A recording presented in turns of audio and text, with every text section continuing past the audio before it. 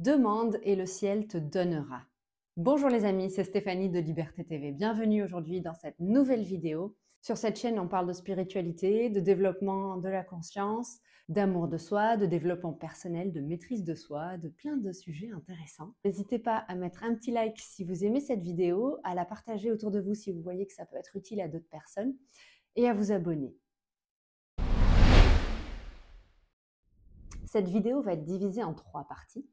La première partie, ça va être le fait de demander et recevoir. Demander, c'est quelque chose en fait que nous, en tant qu'Indigo Starseed, n'avons pas forcément appris à faire.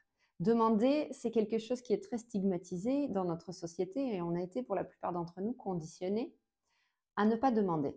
Je vais déjà donner la définition pour ceux qui sont nouveaux et qui ne savent pas ce que c'est qu'un Indigo Starseed. Le mot indigo vient du terme enfant indigo qui fait référence au chakra du troisième œil qui est ouvert. Ces personnes ont des capacités spirituelles qui sont un petit peu plus développées que la moyenne, que les humains de la Terre. Et elles portent en elles des fréquences d'activation pour faire élever la conscience de l'humanité, des codes pour l'ADN, pour la conscience, pour la planète Terre également.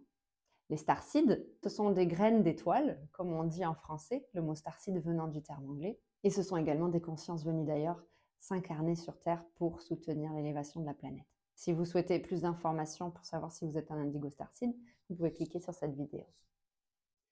Ce groupe de personnes, donc Indigo Starseed, vous, moi, beaucoup d'autres personnes, on a appris l'habitude de beaucoup donner et très souvent, une grande partie d'entre nous n'a pas appris à demander pour recevoir. Comme nous sommes des personnes très altruistes, c'est-à-dire très connectées aux besoins d'autrui, à ce dont les autres ont besoin, à ce que notre monde extérieur a besoin, eh bien, en général, nous sommes très peu connectés à nos propres besoins. De par notre sensibilité, eh bien, nous captons ce qui se passe à l'extérieur et du coup, nous avons du mal à satisfaire nos besoins, même à les comprendre et à se mettre en priorité. On va grandir très souvent avec des croyances qui nous disent que demander, c'est mal. Que demander, c'est prendre le risque d'être rejeté, qu'on nous dise non. Que demander, c'est mal vu. Ce qui nous amène à la deuxième partie de cette vidéo, les croyances limitantes. Demander, pour beaucoup d'entre nous, ça veut dire que c'est quelque chose de mal perçu. Alors, qu'est-ce qu'une croyance limitante? Une croyance, c'est quelque chose, une pensée, une phrase qu'on va avoir entendue suffisamment de fois pour l'enregistrer automatiquement dans notre inconscient sans qu'on s'en rende compte. Et du coup, ça devient une croyance, quelque chose que l'on croit être une vérité absolue. On l'aura souvent vécu dans notre enfance, on aura demandé à nos parents et nos parents nous auront dit arrête de demander. Ce qui aura créé des croyances limitantes. Ça peut venir de nos parents, par exemple, des situations où on nous dit arrête de demander, mais ça peut aussi venir de l'école, ça peut venir d'autres personnes, d'autres influences autour de nous. Et ça nous conditionne en fait à faire le choix d'arrêter de demander. Et on enregistre cette croyance dans notre système intérieur, dans notre subconscient. Avec le temps et les années, on se rend compte que les croyances en fait dépendent de notre environnement, donc elles ne sont en aucun cas des vérités absolues. Parce qu'une personne va avoir une croyance, une autre va en avoir une autre. Ce que l'on sait maintenant avec la physique quantique, c'est que nos croyances influencent la création de notre réalité et donc la direction de l'énergie. Pour pouvoir vivre une vie qui nous ressemble et être aligné à notre mission d'âme et pouvoir l'incarner dans la matière, il va être très important de reprogrammer nos croyances. Je vais vous inviter maintenant à vous demander quelle est ma croyance? Quelle est la croyance que j'entretiens par rapport au fait de demander? Demander, ça veut dire quoi pour vous? Prenez quelques instants pour voir dans votre corps ce que vous ressentez. Est-ce que c'est négatif? Est-ce que c'est positif? Est-ce que ça ramène des souvenirs négatifs, des petits traumatismes, des choses désagréables? Ou est-ce que c'est quelque chose de plutôt simple à faire? Si vous êtes dans la première catégorie et que c'est quelque chose de désagréable, eh bien, il va falloir reprogrammer cette croyance pour qu'elle devienne une croyance ressource et non pas limitante.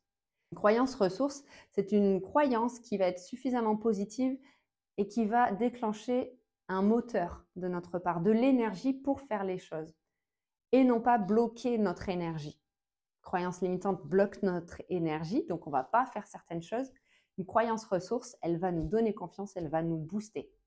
Pourquoi est-il important de savoir demander? Lorsqu'on n'a pas appris à demander, eh bien, on va avoir cette habitude également de ne pas demander à l'intérieur de soi, de ne pas demander à notre source, à notre conscience supérieure de nous aider lorsqu'on en a besoin, de trouver des solutions, de nous apporter de l'argent, de magnétiser certaines personnes à nous. Pour pouvoir être une personne équilibrée dans ce monde, il y a deux façons de faire. C'est trouver l'équilibre avec les gens autour de nous, mais également trouver l'équilibre avec notre façon de relationner avec l'univers, c'est-à-dire nos pensées, nos émotions, nos demandes, la capacité à recevoir de la part de l'univers, de la vie, à travers les gens, à travers des situations. Lorsqu'on apprend à demander davantage à l'intérieur de soi, à l'univers, à communiquer à la verticale, eh bien, ça devient beaucoup plus simple. On n'a plus besoin de se battre pour régler des problèmes, de trouver des solutions à chaque fois qu'il y a un problème. Et on peut compter davantage sur l'univers et ses ressources pour nous aider, pour nous donner des coups de pouce, pour nous montrer la voie. Troisième partie de cette vidéo, je vais vous donner un exemple de ce que moi je fais à l'heure actuelle. Et ce qui m'inspire à faire cette vidéo, eh bien pour apprendre à demander davantage. Comme je l'ai dit dans une vidéo précédente, je fais partie d'un réseau d'entrepreneurs ici, là où j'habite. Ça m'oblige, entre guillemets, à sortir de ma zone de confort et à demander à d'autres entrepreneurs de m'aider. Un réseau d'entrepreneurs, c'est quelque chose que je n'ai jamais eu dans ma vie. Pourquoi? Parce qu'avec mes croyances limitantes sur le fait de demander, eh bien, j'étais toujours gênée en fait. J'avais l'impression que si je demandais à quelqu'un, ça voulait dire de moi que je ne savais pas faire les choses toute seule, que je n'avais pas le droit de demander, vu que c'est ce qu'on me répétait quand j'étais petite, que je ne méritais pas de recevoir de l'aide. Et comme on me disait tout le temps, eh bien, arrête de demander, je ne demande pas même pour des choses super simples. Donc, pour certaines personnes, c'est très facile de demander et pour moi, c'est hyper dur. J'ai jamais eu de réseau professionnel parce que je pensais que c'était mal de compter sur les autres ou que si on leur demandait quelque chose, ça voulait dire qu'on profitait d'eux. J'apprends aujourd'hui à rééquilibrer ça dans ma vie et à rééquilibrer surtout le fait de demander, recevoir. Quand je demande, je reçois, si c'est OK pour l'autre. Mais quand l'autre me demande, il reçoit, si c'est OK pour moi.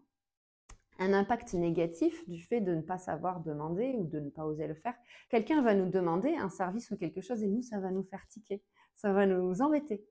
Et pour montrer que les choses évoluent, moi de mon côté, pas plus tard que récemment, une personne m'a demandé de l'aide. Et bizarrement, comme j'apprends à rééquilibrer tout ça depuis quelques temps, eh bien, j'ai pu lui apporter cette aide-là sans sentir qu'on m'utilisait. Et quelle libération de pouvoir aider quelqu'un d'autre en sentant que les choses sont justes et de plus en plus équilibrées. Donner, recevoir, demander. Pour résumer cette vidéo, donc il est important de prendre conscience qu'effectivement demander est difficile, mais deuxièmement d'aller rechercher la croyance limitante attachée au fait de demander. Ça se résume généralement par une phrase ou plusieurs phrases. Et enfin, mettre en pratique le fait de demander, soit avec un réseau d'entrepreneurs, soit avec des amis, de la famille, et progressivement se voir évoluer intérieurement. Vous verrez que vos pensées et vos émotions vont changer. Continuez en fait cette pratique de demander.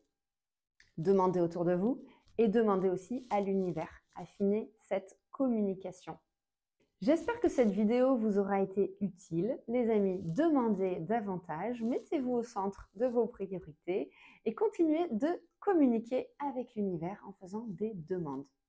Je vous embrasse très très fort et je vous dis à très bientôt pour une prochaine vidéo.